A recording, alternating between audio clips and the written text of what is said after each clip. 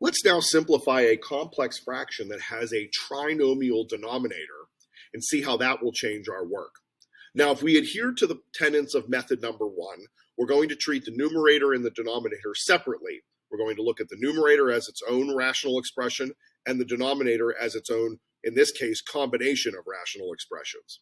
So for the time being, we're going to leave the numerator alone in its trinomial form.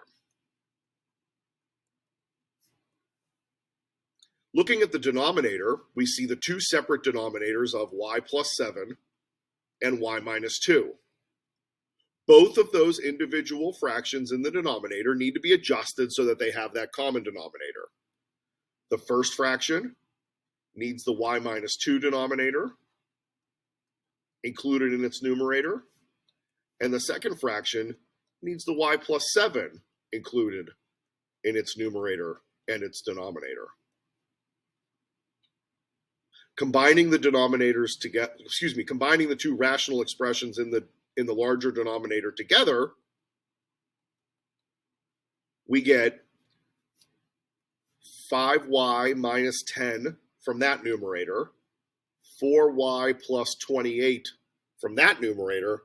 Combining the two of them together, we get 9y plus 18 over y plus 7 and y minus 2.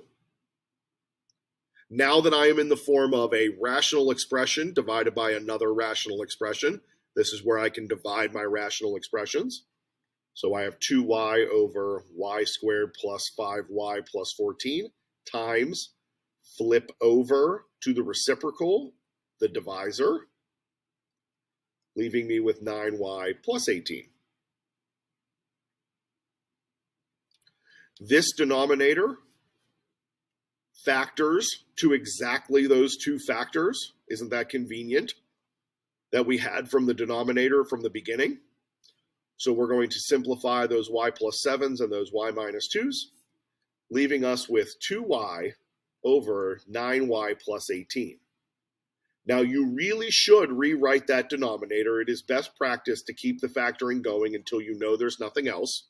We're going to rewrite that denominator so the 9 comes out and y plus 2 is left behind. If you want to think about the restrictions on this particular function, sure, negative 2 is going to cause us a problem because of its presence down here, but we should also worry about 2 and negative 7.